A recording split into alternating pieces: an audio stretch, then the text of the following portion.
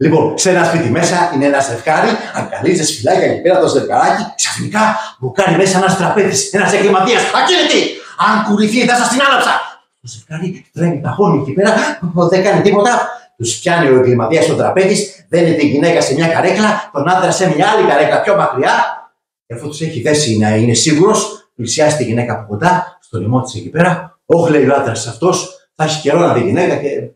Μετά από λίγο όμως το τραπέζι φεύγει και πάει στο μπάνιο. Ευκαιρία, λέει ο άντρας, τώρα να ετοιμάσω τη γυναίκα μου. Αγαπούλα μου, λέει ο άντρας, σε παρακαλώ, άκουσε με. Αυτός ο άνθρωπος θα έχει σίγουρα πολύ καιρό να δει γυναίκα. Οπότε καταλαβαίνεις, δεν έχεις το νου του, καταλαβαίνεις τι θα συμβεί. Σε παρακαλώ, μην αντισταθείς, γιατί αν αντισταθείς θα μας φάξει για τους δύο. Σε παρακαλώ, σε αγαπάω, σε λατρεύω, αλλά πρέπει να φανείς δυνατή. Του λέει η γυναίκα. Αγαπολίνο μου, να σου πω, ο κύριος Τραπέζης όση ώρα ήταν κοντά μου ψιθύρισε στα αυτή ότι είναι γκέι, γιατί εσύ του αρέσεις πολύ.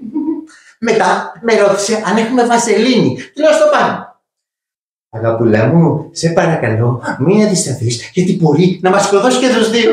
Σ' αγαπάω, σε λατρεύω, αλλά πρέπει να φανείς δυνατός.